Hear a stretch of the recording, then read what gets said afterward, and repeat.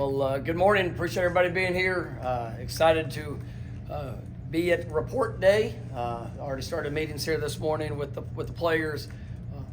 Really proud of the work that they've put in throughout the course of the summer. I think it's been a very productive summer, one that we've tried to utilize the time that we could spend together. They're on the field. Being able to maximize the time in the meeting room as well.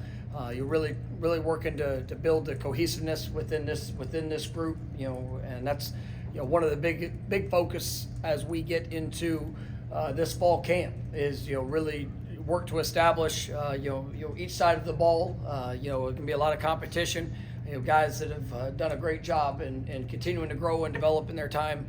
Here at Florida State, whether it's been 7-8 months or whether it's been 5 or 6 years, and but for this team to come together and to be able to put their stamp on this 2025 season, a ton of energy, excitement. I've talked a lot, a week ago there at ACC Media Days about the edge that we've been looking for and really demanding on a daily basis, and what we're doing and what we want it to look like, because there is one shot, there's one opportunity, and it's going to take everybody in our program to go and push, pull, whatever the task is that's in front of you, whatever it takes to go and win, and to win in all things that we're doing, and to continue to push this program and to get this program back to what I expect it to be, what it deserves to be, and what better way than to be able to kick off here in Doak Campbell Stadium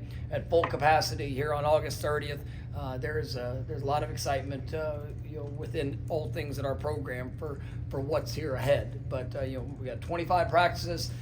Starting off tomorrow, and I know our guys are ready to work. I do want to give a shout out to just all of the departments that have invested so much time and energy in helping prepare these players, from Coach Storms and his staff, in strength and conditioning, to Josh Chapman in all of our athletic training group, to Jane Hamill and nutrition, and obviously Kenneth and your group there academically. I mean, it's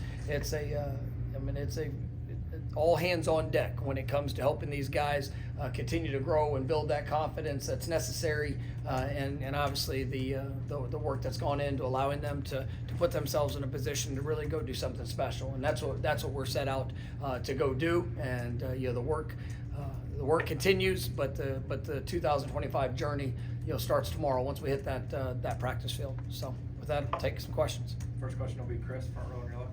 What are some of the things you did this offseason to try to establish that edge? What was different about this offseason in regards to working towards that goal? For us, it was everything had a focus of competition, and whether it was back in the winter program, tour of duty, there was not a day that went by where you would have the work, the reps, the things that were throughout the course of a workout, but we ended with a competition, and I wanted to see guys with all eyes on them, where they would go, what it would look like. When it's one-on-one, somebody's going to win, somebody's going to lose, and what you're willing to pour into it, what you're willing to take from the experience. I mean, and there's nobody ever wants to face disappointment in those with those opportunities, but then I also got to see the response. I got to see the edge that was brought when things were good for somebody, and then at times whenever it wasn't. We a lot of group opportunities that the guys had a chance to work through and work with. And just trying to establish that identity. It didn't matter where, when, time, your situation. I mean, if you get a chance to compete, go put it all out there. And with the result, where do you go from there? And I've really liked the mindset of this team. I've liked the way that they've challenged each other, inspired each other, pushed each other. And that's something that is needed, and it's something that I think is this football team has really embraced, and I'm excited to see that carry over into fall camp as we get a little bit deeper into the situations that we're going to potentially face, and making sure that we're building this team in all three phases with these guys truly leading the charge. stay there for Brendan. I think you've talked before about, with Gus being here, your role being able to meet players where they're at more, spend more time with them in different ways. For you, what has that meant for you to be able to spend that time with players, get to know them at even maybe? Yeah, I mean, it's, I love that part of it. And, I'm here to help these guys go, live out the dreams that they have, and to be able to maximize the potential, to be able to showcase and shine for, for all areas of their life, but and then specifically for the players that they're continuing to grow to be. And as you go through the course of a year, whether it's off season, spring practice, summer workouts, and the season that's ahead. I mean, there's going to be plenty of situations that are going to show up where guys have to they've got to go take a step, and they've got to respond to the good, the bad, the things that feel good, and then obviously the things that it might be a disappointing play, it might be a disappointing moment, it might be a tragedy that they experience outside of the football field, but to be able to meet them with where they are and to help guide them and elevate the response that they have. I mean, that's what makes this journey worth it, is to be able to tell the stories. And we've got an incredible group of young men. I think they've got outstanding character. They really spend a lot of time investing in each other. They're on the outside, and that's another part of it, is just to get their perspective.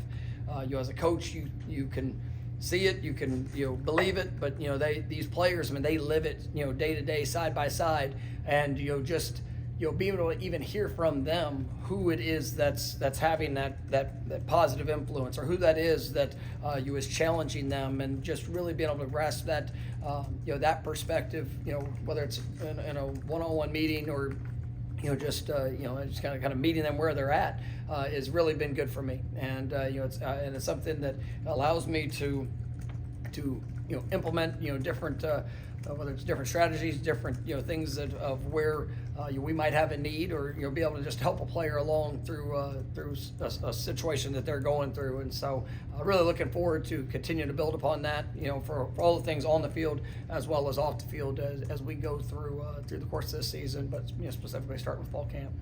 Our next will be Ira, third row, middle left. I don't think we haven't asked you about Zach Arnett yet, what he brings to the staff, and now adding to this larger group of former head coaches you have now on the staff.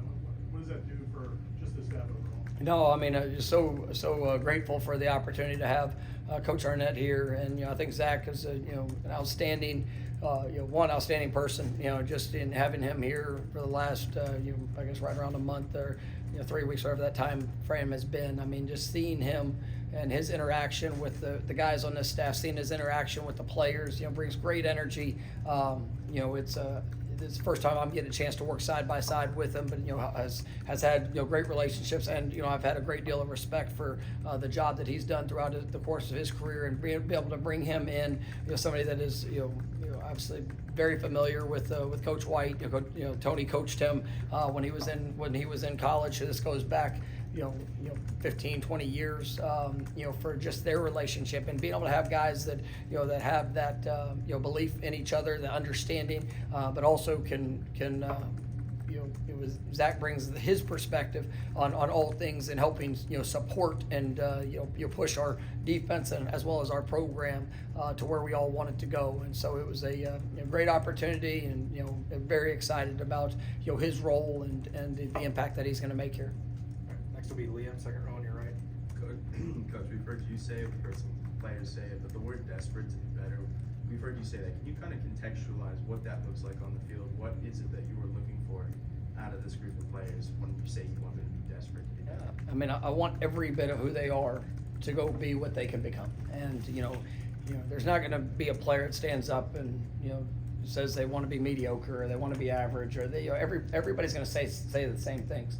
It's like every team when they report, this is the year, this is the time, this is, it all sounds the same. But when on a daily basis, what shows up? I mean, are you truly willing to give everything?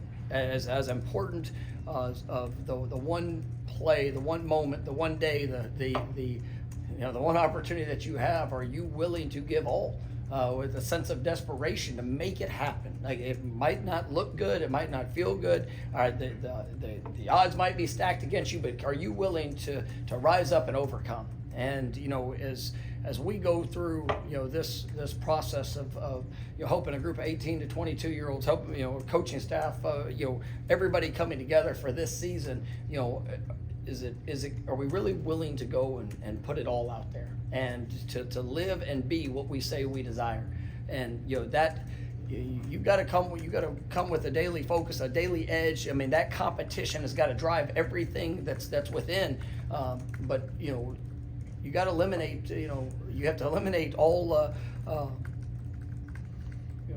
areas of complacency. You got to eliminate all areas of comfort. You've got to be willing to give every bit of it, and that sense of desperation. I mean, that's what I want for this team, and I don't say it in a negative light or anything else. It's just, man, being able to get all that we can with the players, the staff, this program that's in front of us, and I got a lot of belief for what that can be, and I don't want to hold anything back. Come to Zach, front row on your left. In checking with Coach Storms after the summer workouts, did you guys notice any notable or remarkable physical transformations amongst any of the players specifically? Yeah. I mean, I've been really pleased with what I've seen from our guys. We've had some guys that have done a great job in gaining, losing, all that. But what I like is just the body comps. Yes, everything's tested, everything's gone through. I mean, but at the end of the day, I know what speed looks like, and I know what the power of movements in the weight room. Now it's about the application, and I feel good about where this team is from a skill set process, and what we've been able to build and develop, and kind of the position that they're in. Now it's time to go apply that, and but they've done a remarkable amount of work in helping prepare themselves for what's ahead here for these next 25 practices. But that's what I want to go see. I want to see the application of all of the the gains in the weight room for the the things that they've been able to do physically, because we have an impressive group when it comes to that. But it's time to go apply it into playing the game. All right, next will be Michael, second row on your left. Coach, you have a lot of guys that came in the summer. I guess first, talk about, just what you've seen out of them so far. I know you haven't done a fall camp yet, but just them coming in, and then too, there's a lot of excitement for 2026. Seems like a lot of kids are believing in what the journey you're doing going into that Alabama game. So maybe talk about both of those things a little bit. Yeah, I think it's been great seeing this entire team really come together with the guys that returned from a year ago. Just the mindset that they brought, the work they've been pouring in, the newcomers that have joined us that were here throughout the spring. I thought was really good to get a sense of the foundation of the relationships and the impact that these guys can make. And then even coming into the summer, we've been able to add some really impressive